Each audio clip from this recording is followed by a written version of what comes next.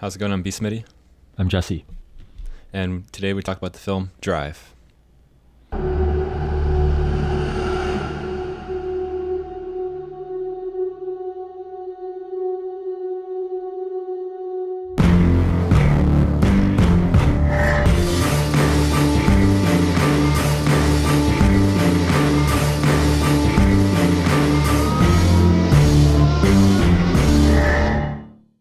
Directed by Nicholas Winding Refn, and it was released in 2011. So, this film makes you wish you were as cool as Ryan Gosling. He's a pretty good, cool fella. Yeah. I mean, I don't think I could wear the denim gear that he has. denim jacket with the denim jeans with the boots. Yep. Nope. Not cool enough. It's just not happening. Yeah. This. So, did you see this at the theaters? I did. Okay. Yeah, I did see this at the theaters.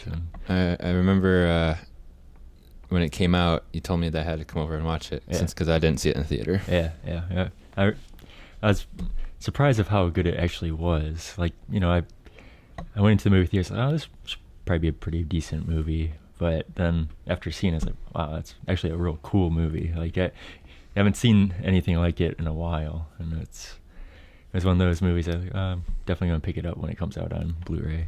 So Yeah, that's when I gave you the buzz. It's like, Yeah. all right, come on over and watch this. Yep. And then after I watched it, I stopped at the store on the way home and purchased it on Blu-ray. That's how much I liked it after I seen it. Yeah. Yeah, I seen the trailer for this movie. It's like one of those things where I seen the trailer like way in advance, like no one was really even talking about the movie. I think when I seen the trailer for the first time, because I was just a Gosling fan, so I kind of looked to see what he was doing. Yeah. And by the time this came out in the theater, I kind of like forgot what the trailer even was, and I just kind of have a gist of what the movie was. It wasn't like an overly promoted type movie. It's Yeah. just kind of if you're into movies, you know that it's out. Like, it's not like you've seen it on every station commercial or any. It wasn't overly like And we were just talking beforehand about the trailer, and if you haven't seen this movie, highly suggest not to watch the trailer before you watch the movie. They give away just too much information in the trailer, because it's a very simple movie, but very well made. Yeah. So I think giving away those details in the trailer, There's a lot of climatic scenes in the trailer. It's like, it's like in the movie, it's actually kind of like, whoa. But if you, if you watch the movie, before the trailer, it's like, you want to kind of be, if you want to be surprised, don't watch the trailer. It's not. I'm a fan of trailers, and it drives me nuts when there's crappy trailers. Yeah, It's yeah. like- The trailer is. I mean, that's your chance to make things happen. Yeah. I think, and this is what if I were one of the higher ups for this film, and I seen the trailer, I would have, or if I was the director, maybe the director wanted it this way, but Maybe. if I were directing it, I would have not let that happen. Yeah. It's just Right. Yeah. wait. You could have made. I think a lot more buzz probably would have happened for the movie if the trailer was done in a different way too. Yep. It's just you're basically watching a very short film, as Pretty much, as the trailer, Uh-huh. and Yeah. the movie itself, it's. And that's the thing too. When you watch, if you have watched the trailer, the movie's still better than the trailer. Right. Yeah. But it's still, one of those things where it's just kind of a buzzkill. Gives too much away. Yeah. But yeah, basically, this film's about kind of like basically a hitman type thing. Yeah. Gets hired to, not really quite. It's not really quite a hitman, like as in the sense of going to kill people, but he basically gets dirty jobs done, basically, and he's like picks people up. He's the driver. He's the driver. Yeah. Just kind of like he's always into like some type of.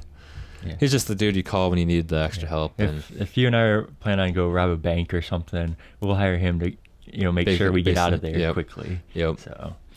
So it's kind of what it is. It's just kind of it's a really simple idea, but the way it's done is really good. You have your your mobsters and it kind of gets mixed in with a little bit of organized crime. Yeah. Type. Yep. It's he's got a friend that he kind of works for, Mm-hmm. because he works in the movies too as the stunt man. So and he has, and that's played by Bryan Cranston, and it's, I don't even know what you'd call him. Almost like a an agent kind of guy. Cause I got you this job. Yeah, basically, I think he was in debt with the mobster, so he's kind of like he does all like the negotiating. Negotiating. The kind of just like he's the recruiter kind of. Yeah, right. Find some goons to do some of the work that gets people in prison for, and they just reap the benefits of it. Yeah. Yeah. And but yeah, I think what's awesome about this movie is just kind of the overall look and the cinematography. Yeah, it almost has a throwback 80s like GTA Vice City look to it. Yeah. If you played GTA Vice City, it has just bright, pastel type lights, lighting. I don't know. It's music is a retro. What do you want to call it? Like techno kind of. Yeah, it's like a mix of techno and just like kind of like an 80s. It does kind of have that just feel of like that type of like the Vice City type style. Yeah. And the soundtrack is really good too in this movie. I think one of my favorite things in the movie too is just the overall acting of Gosling and the character. It's just hardly any dialogue. Yeah, hardly any dialogue, but like you kind of you feel for that character a lot too throughout the movie, and kind of just he like wants to do good, but he's always in as like the driver of these situations. Like he's kind of like he's got. I mean, he's not I don't call him a good guy, but he meets his little neighbor lady and her husband's been in prison. Yeah. He gets out, and and Oscar Isaacs that plays that part, and it's a small part, but it's a good part, and he's gone on to do some good films too after that movie. So, but anyways, it's like now, and he was always mixed up in bad things too. Obviously, getting out of prison, he owed money, so there's a whole thing with now, right? Gosling's character gets involved, and he doesn't even have a name in the movie. They're just just kind of they don't just go with you just like in the credits called like the driver or something. I think that's true. I don't remember him being called anything, so that's what's kind of funny. Just driver. That's what he's credited for. Which that's even cooler. It's that's exactly what it is. It's a cool movie. Like it's probably one of my more favorite movies in the past 5 years. It's movies for me where when I seen it, I wish I had seen it in the theater just to have that like the theater atmosphere. It's definitely one of those type of movies where it's kind of it just kind of gets up there in the list of films. So it's one of those movies you don't really forget about. No, like it could always just be brought up in conversation somehow. And you can watch it multiple times too, and it don't get old. I like watching it just for like the music and the looks of it. I'm big on doing that, just having a film to throw on while you're doing some other things. Right. It's definitely one of them. So is there anything in this movie that you kind of would change, or anything that's kind of just like a whatever type feeling? I guess I don't know, maybe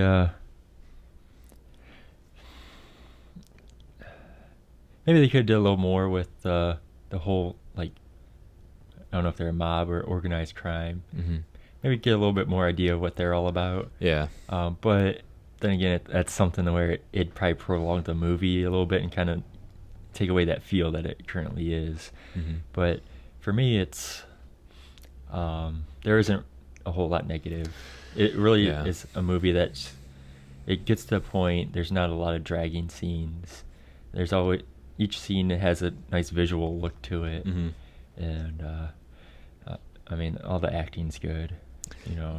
It's well made. So other than maybe a little bit more in depth with what's going on with maybe like the past of what happened, why they're at that. I don't know if they would do a flashback type thing or something, but because I mean that's really maybe just to get a little more sense of what's going on with that. But I mean, I wouldn't. It doesn't need to be in the movie. That'd be something I would just kind of pick out maybe. So that's kind of like I think that's kind of where I was kind of going to head to as well.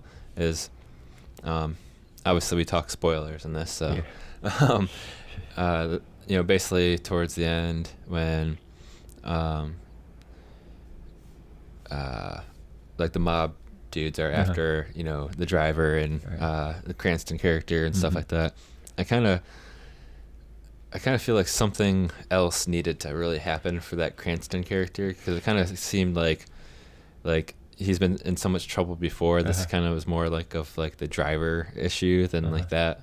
But I think it was kind of, I mean, it worked well as in like moving the driver character on and stuff like that. But like in the whole scheme of it, it didn't really make as much sense. I guess that's kind of where I was trying to talk about was, I guess it's not totally all the like want to know the mob, but maybe the Bryan Cranston. It just seems like, all right, what's you don't know what his deal is really. It's I think that's probably the kind of the thing that's most like kind of like just dangling on the side is the Cranston character. I guess they didn't use Bryan Cranston enough. Yeah, because like movie. He is like, I feel like he's used very well like in the introduction. Yeah. And then he's kind of just gone, and then he's there and he's gone. Yeah, you're right. So it's like yeah. I think that's probably like the best thing that could have maybe add like another 7 to 10 more minutes to the film to kind of get some weird little backstory. Because even like with the Gosling character, like in the beginning, they kind of, I don't even know if it's really even a flashback. It might even just be something that happens right at the beginning, but like kind of like him, picking up those 2 guys and fleeing to like the Clippers or Lakers game or whatever game that was going on, and it's cool to have like that little bit of something just to kind of get a sense of what the guy does. It'd be kind of cool to have some type of thing of like, because obviously if they did something to his leg. I don't think they even say why. No, it's just like he just gimps around because something he did wrong. I think that's kind of like the Cranston character is like the most kind of like left out as in who he is. And it's too bad because Bryan Cranston's real cool character. They do have that cool little moment towards the end of like telling him just to get out of here and like never come back type thing. And I think that's where it'd been cool to already have like some little bit more of a backstory of everything. I mean, I guess he hired him just because he walked in and something like that, but it was very very vague. Past, but that's just whatever. Picking something. Oh it's definitely a little thing to pick out of a whole movie, but I mean, this is definitely a movie I know I'll be watching many times throughout my lifetime. I just wish there were more movies like it. Like it just, you don't have to go over the top with things in movies. Take your time and be, work on like how the movie looks, work on, characters. And this is a real good character type movie. And the looks of it's awesome.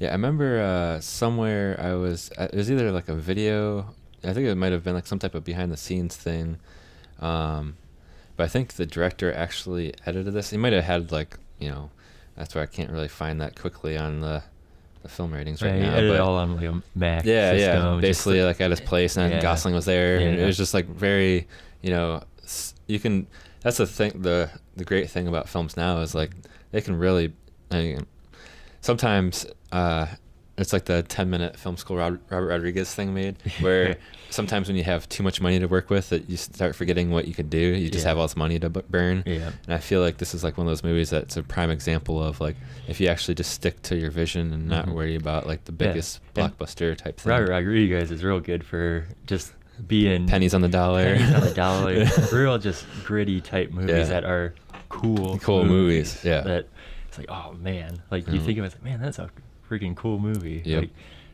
but you don't get too many of those. No, I mean, it's going on 5 years since this came out. There hasn't been that many cool type movies that's been out. It's kind of like there's a handful every 10 years. It's kind of like just the way it is. And Gosling's definitely going to be someone we talk about for a very long time. He's going to be like the classic actor for sure. As long as he sticks with those good movies, he's like a lot of actors. They start off with those romantic comedy type movies and whatever. Get your foot in the door. All right, you're a handsome guy. You need to be in these type of movies. Just like McConaughey and stuff. Like he's finally being in grown up movies now. So which pretty much Gosling's doing these days, and yeah, I like seeing him in those type of movies. Yep. But yeah, Drive definitely it's a must purchase. Yeah. I mean there's probably people who don't like it, but it was on Netflix for the longest time. Now I don't think it's on there anymore. Yeah. But it's something you could find. It's worth picking up. Yep. Very least rent it, and then you'll go buy it anyway. So yeah. So, all right, guys, that was Drive. Take it easy.